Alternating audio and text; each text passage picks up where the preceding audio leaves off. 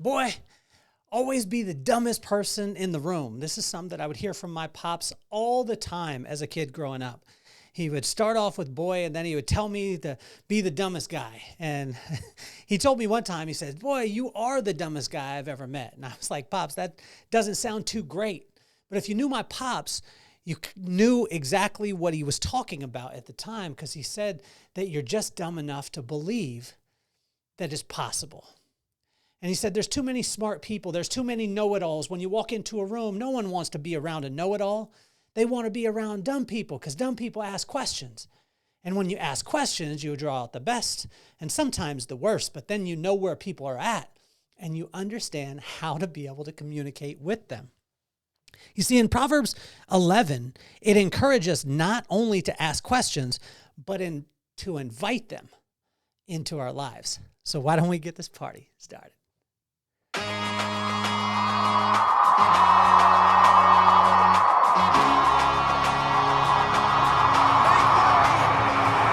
Nothing more on my mind. I got two shines, so every day I grind. Work in the morning, work in the evening. We's achieving, cause we believing. It's for certain, we put the work in. We ain't stopped just because it's hurting. Right before your eyes, so it's coming to no surprise. The takeover is televised. Over and over and over again. Make no mistake, we continue to win. Defeat never known, cause I will not lose. They wanna mimic my moves, but can't walk in my shoes.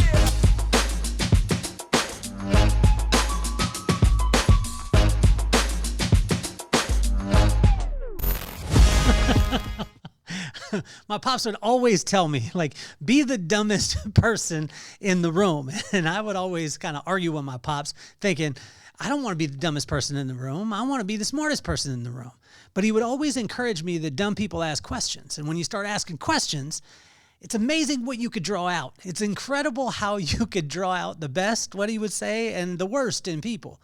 Then you know where they're at. Then you could communicate with them, because 99% of challenges in business and in life come down to communication. And if you can effectively communicate, that's when you start cooking with gas, as my pops would say. So in Proverbs 11 today, it was very interesting because it was all about questions. It was all about asking these questions.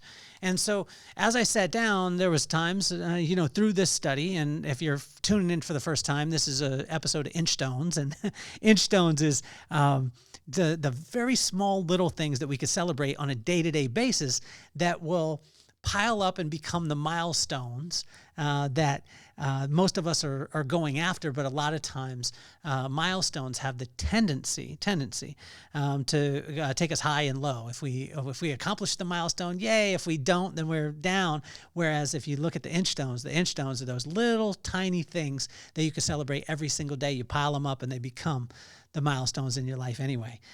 So I want to thank you again for tuning in. If you're not subscribe, hit the like button, share it, do all the stuff. But here were the questions, and these were kind of convicting to me as I was going through, because I was having to ask myself these questions. In verse 1, how honest is your scale of measure?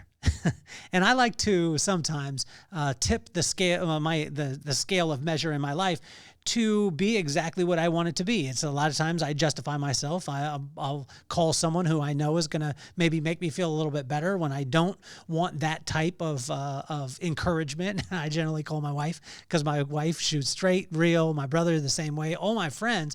But there's times where sometimes I don't want to hear the truth. I want to hear that I'm right. And this is it's a tough one. It's a tough challenge to be able to look at. But how honest is your scale of measure? In verse 2, pride versus humility, which one is stronger in your life?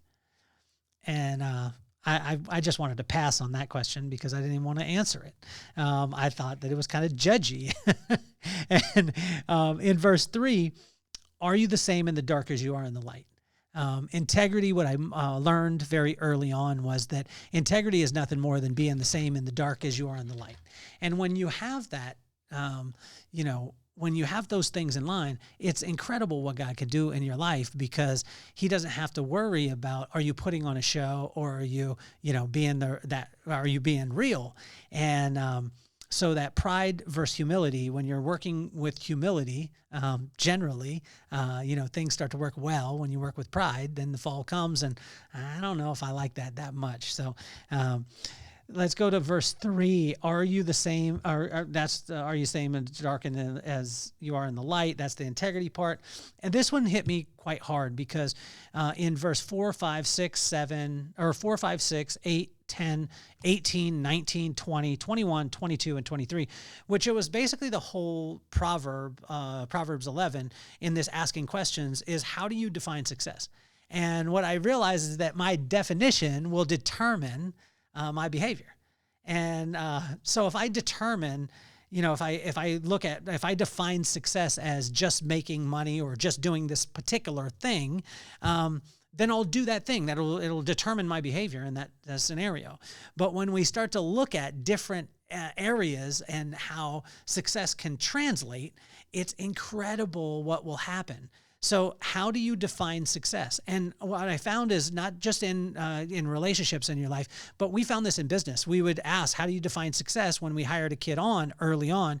And then they would say, well, I want this, this, this, and that. And then we would figure out how to make it. If there was a dollar figure, it was just a simple equation. If it was an amount of days that they wanted to work in a week, then it was a simple equation. And so once you understand someone's definition of success, then you can determine their patterns, the things that they'll do, and the things that they'll be willing to do and not willing to do. So in verse 7, 11, and 28, in whom or what do you place your hope in? And this one I was like, well, it depends. And it depends on the situation. So for me, when I was looking at this, I had to really be honest with myself, and I had to look at like when finances are strapped, in whom or what do I place my trust in? And so what God wants us to do is he wants us to be consistent. He wants us to put his hope in him, but that's not always the case. And so in asking that question, you kind of find out where you're at. In verse 9 and 13, do you speak life into those around you? And when you speak life, we've talked about this before on the show. When you speak life, then you're going to use somebody's name, use very specific things, and you'll start to see the fruit of that life that you speak. And I had to answer this question, not always. And that was a tough one for me as I went through. But if you want the right answers, you have to ask the right questions, right? And so in verse 12, how great is your patience? I wanted to pass on that one. Didn't even want to talk about it because there's times where my patience is very, very lacking. And I've talked about that in the past. And it is challenging. Number 4, verse 14 and 27 is, do you seek wise counsel? I had to answer sometimes. But I would ask ourselves this, do you seek wise counsel, or do you seek something that you already know the answer to, or that somebody else will give you the answer that you're looking for? Or do you seek wise counsel? And where can you find wise counsel? It's in people who have experience in that particular situation. In verse 15 and 29, whom are you indebted to, and how much is your debt? Oh, man. I've heard of this before, and I've said it before. There's good debt, there's bad debt. People talk about this. But it's incredible because in Proverbs, which is 3,000-year-old wisdom, it constantly talks about debt. It constantly talks about not getting yourself into a place where you are so ridden with debt that you'll get outside of your character. And that's what it's talking about in verse 15 and 29. That's what, in whom are you indebted to, and what or how much is your debt? You want to ask yourself in those realms, and you want to find it in personally, professionally, spiritually, and financially. In verse 16 and 17, does your kindness abound? Meaning, does it walk into the room before you walk into the room? And if it doesn't, be more kind. How can we be more kind? We can contribute to every environment that we walk into, and we just want to be constantly, adding to the environment, right? In verse 24, 25, and 26 is, how do you define a generosity factor? And again, we go back to the definition. Your definition of the word will determine your behavior in that scenario. So how do you define a generosity factor? If you get the opportunity, read The Generosity Factor by, what is his name? How am I blanking on this? It's a friend of my dad, or not a friend of my dad. My dad raised me on these books. Who Moved My Cheese? I'm drawing a blank. I'll come up with his name here in a little bit. But phenomenal author, incredible human. I got a chance to be able to interview him on the podcast, and thanks to my friend Art Barter, who's a great friend of his. And but how do you define that generosity factor? And however you define it will determine the behavior on how generous you are or where you're generous within your life. And then finally, as we finish up, is what is the fruit that you produce? And so, you'll know a tree by its fruit. The tree starts with the seed. If we plant the right seed, we'll get the right tree. The tree will produce fruit if the tree is taken care of. So what seeds are we planting? And then what if you want to check and see what type of seeds you have planted? Because a lot of times we plant seeds and we don't even realize that it's happened. Just check the fruit.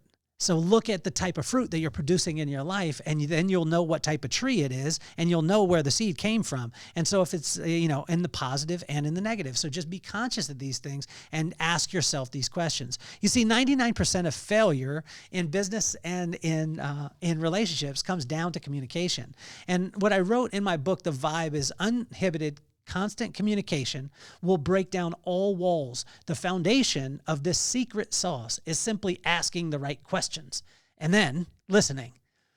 So I invite you within this next week is just start asking yourself questions, start asking others questions, and you'll start to draw out the best and sometimes the worst, but then you'll know where people are at and you can communicate with them at a high level. And when you can communicate, it breaks down all walls. So I want to thank you guys so much for tuning in. There's been another episode of Inchstones. And make sure that you subscribe, you share with your friends. Also, check us out on Substack, where I actually share the production notes on there.